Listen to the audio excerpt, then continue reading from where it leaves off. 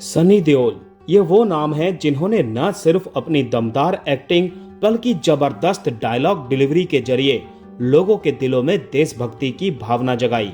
भले ही उनके पिता धर्मेंद्र फिल्म इंडस्ट्री के दिग्गज अभिनेता रहे हैं, लेकिन सनी देओल ने अपनी मेहनत और टैलेंट के दम पर खुद की अलग पहचान बनाई। अपने कैरियर में उन्होंने कई ऐसे फैसले लिए जो हमेशा चर्चा में रहे, चाहे वो गुपचुप शादी करना हो, अपने वैवाहिक जीवन को लंबे समय तक सार्वजनिक ना करना हो, या फिर बॉलीवुड से नजरअंदाज किए जाने के बाद खुद का प्रोडक्शन हाउस शुरू करना हो। सनी देओल की पर्सनल लाइफ हमेशा से ही चर्चा में रही, खासकर उनकी शादी। महज 14 साल की उम्र में ही सनी देओल की सगाई पूजा से हो गई थी। हालांकि जब पूजा के पिता को ये पता चला कि सनी फिल्मों में काम करने वाले हैं, तो उन्हें ये चिंता सताने लगी कि फिल्म इंडस्ट्री में कदम रखने के बाद सनी उनकी बेटी को छोड़ सकते हैं। ऐसे में उन्होंने सनी देओल के पिता और दिग्गज एक्टर धर्मेंद्र पर दोनों की जल्द शादी करने का दबाव बनाना शुरू कर दिया।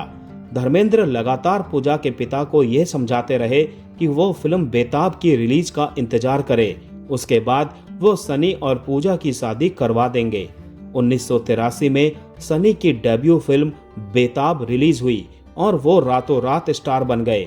इसके ठीक एक साल बाद 1984 में 26 साल की उम्र में सनी देओल ने पूजा से शादी कर ली। हालांकि कई जगह ऐसे भी दावे हैं कि दोनों की शादी सनी के डेब्यू से 2 साल पहले ही हो चुकी थी।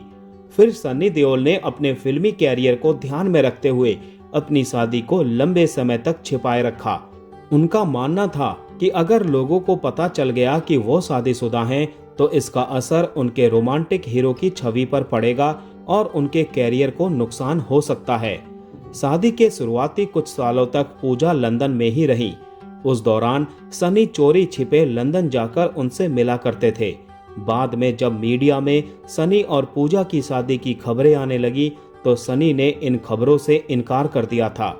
लेकिन आखिरकार 1984 में दोनों की शादी की तस्वीरें सामने आ ही गईं, जिससे ये सच पूरी दुनिया के सामने आ गया। सनी देओल ने 1983 में फिल्म बेताब से बॉलीवुड में कदम रखा और पहली ही फिल्म से उन्होंने अपनी एक अलग पहचान बना ली।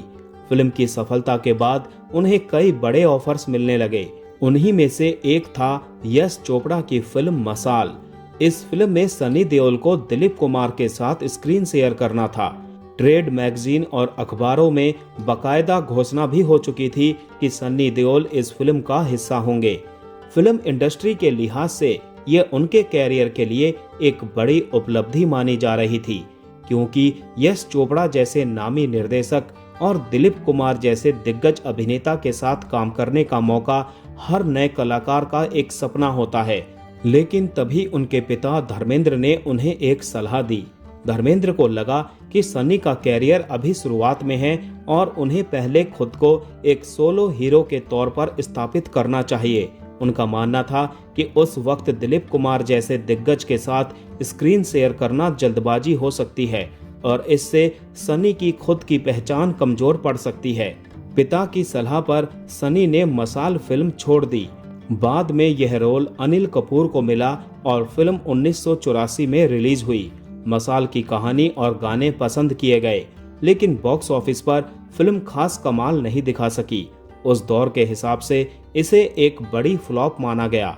सनी और डिम्पल कपाड़िया ने मंजिल मंजिल, अर्जुन, आग का गोला, नरसिम्हा और गुनाह जैसी कई फिल्मों में साथ काम किया।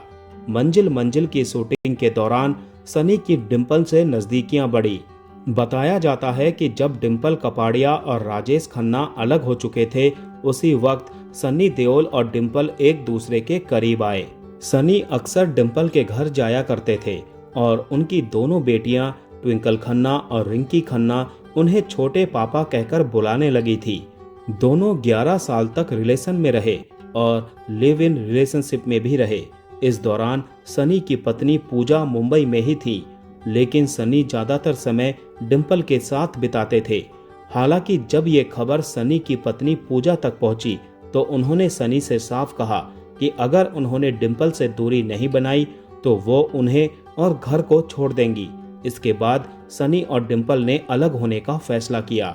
हालांकि उनके रिश्ते की खबरें पूरी तरह थमी नहीं।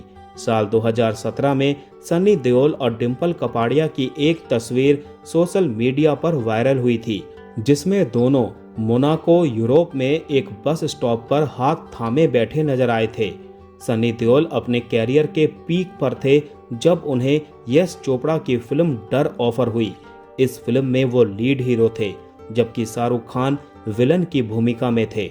उस वक्त शाहरुख बॉलीवुड में नए थे और सनी देओल की पॉपुलैरिटी अपने चरम पर थी।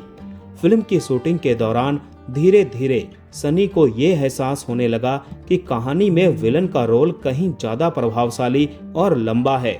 उन्हें यह भी महसूस हुआ कि दर्शकों की सहानुभूति भी कहीं न कहीं शाहरुख खान के किरदार की तरफ जा रही है। फिल्म में एक सीन था जिसमें शाहरुख का किरदार सनी देओल के किरदार को चाकू मारता है। सनी इस सीन से असहज थे। उनका मानना था कि वो फिल्म में एक ट्रेंड कमांडो का रोल निभा रहे हैं और ऐसा किरदार इतनी आसानी से चाकू से मारा नहीं जा सकता। उन्होंने डायरेक्टर यश चोपड़ा से सीन में बदलाव की मांग की, लेकिन यश जी इसके लिए तैयार नहीं हुए। बात इतनी बढ़ गई कि सनी गुस्से में अपना आपा खो बैठे। कहा जाता है कि उस वक्त उनका हाथ पैंट की जेब में था और गुस्से के दौरान उन्होंने इतनी जोर से मुट्ठी बांधी कि उनकी जेब फट गई। सनी को यह भी खल रहा था कि फिल्म में लीड हीरो होने के बावजूद सारी लाइमलाइट और तालियां शाहरुख खान के हिस्से में जा रही थी। फिल्म डर की रिलीज के बाद दोनों के रिश्ते में कड़वाहट आ गई।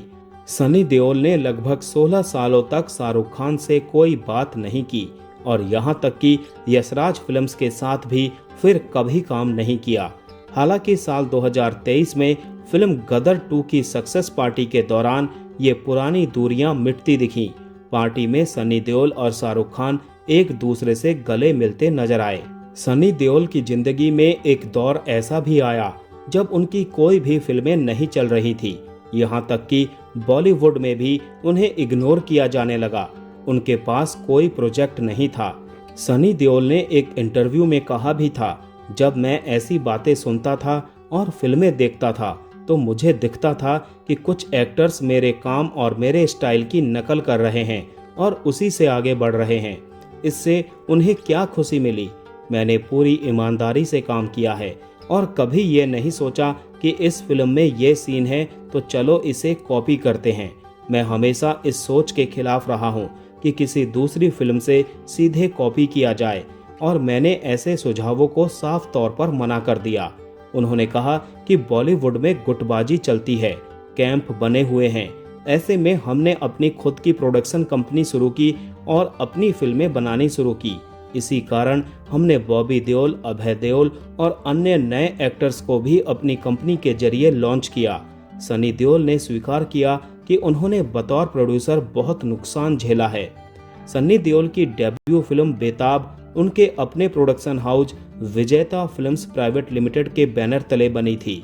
बॉबी देओल की पहली फिल्म बरसात भी इसी बैनर के तहत प्रोड्यूस की गई और अभय देओल की डेब्यू फिल्म सोचा ना था को भी देओल परिवार के इसी प्रोडक्शन कंपनी ने लॉन्च किया था। फिल्म बेताब सिर्फ सनी देओल की ही नहीं बल्कि अमृता सिंह की भी डेब्यू फिल्म थी। फिल्म की शूटिंग के दौरान अमृता सनी को पसंद करने लगी थी। अमृता को लगता था कि सनी देओल उनके लिए एकदम सही लाइफ पार्टनर होंगे, लेकिन सनी इसके लिए तैयार नहीं थे। हालांकि जैसे ही अमृता को सनी और पूजा की शादी के बारे में पता चला तो उन्होंने खुद ही इस रिश्ते को तोड़ दिया। इसके बाद अमृता की लाइफ में सैफ अली खान की एंट्री हुई। सैफ और अमृता ने साल 1991 में शादी की थी। इनके 2 बच्चे भी हुए, लेकिन फिर दोनों का तलाक हो गया। प्रोड्यूसर सौरभ गुप्ता ने सनी देओल पर करोड़ों की धोखाधड़ी का आरोप भी लगाया। हिंदुस्तान टाइम्स से बातचीत के दौरान रियल एस्टेट डेवलपर से प्रोड्यूसर बने सौरभ गुप्ता ने बताया था कि उन्होंने 2016 में सनी देओल को एक फिल्म के लिए साइन किया था। उन्होंने फिल्म के लिए 1 करोड़ रुपए एडवांस में लिए थे, लेकिन हमारी फिल्म शुरू करने की जगह उन्होंने पोस्टर बॉयज की शूटिंग शुरू कर दी। वो लगातार हमसे और पैसे मांगता रहा, और इस तरह हमने उसे 2,55,00,000 रुपए दे दिए। उसके कहने पर ही मैंने डायरेक्टर को पैसे दिए, फिल्मिस्तान स्टूडियो बुक किया और एग्जीक्यूटिव प्रोड्यूसर भी हायर किया।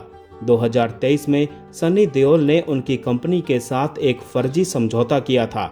जब उन्होंने वो एग्रीमेंट देखा तो उन्हें एहसास हुआ कि कॉन्ट्रैक्ट में मेंशन किया हुआ अमाउंट बदला जा चुका है। 4 करोड़ की जगह उसमें 8 करोड़ फीस लिखी हुई थी, जबकि प्रॉफिट अमाउंट 2 करोड़ कर दिया गया था। इस मामले में सौरभ गुप्ता को डायरेक्टर सुनील दर्शन का सपोर्ट मिला। अंदाज, जानवर जैसी फिल्में डायरेक्ट कर चुके सुनील दर्शन ने प्रेस कॉन्फ्रेंस में सौरभ गुप्ता का सपोर्ट करते हुए कहा था कि सन्नी देओल ने मेरी फिल्म अजय के ओवरसीज डिस्ट्रीब्यूशन राइट्स खरीदे और सिर्फ मामूली भुगतान ही किया। उसका बचा हुआ अमाउंट उन्होंने अब तक नहीं दिया है। सन्नी देओल की गदर 2 उनके कैरियर की सबसे सफल फिल्म है।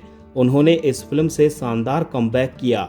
हालांकि फिल्म के डायरेक्टर अनिल शर्मा इसे सन्नी का कमबैक नहीं मानते हैं। उन्होंने कहा, लोग कहते हैं कि गदर 2 से सन्नी देओल का कमबैक हुआ। मैं इस बात को नहीं मानता। वो तो कभी गए ही नहीं थे, तो कमबैक कहां से होगा। गदर 2 ने 525 करोड़ का कलेक्शन किया था। आज सन्नी देओल अपना 68वां जन्मदिन मना रहे हैं। अनसुना बॉलीवुड की तरफ से सन्नी देओल को उनके जन्मदिन की बहुत बहुत बधाइयाँ।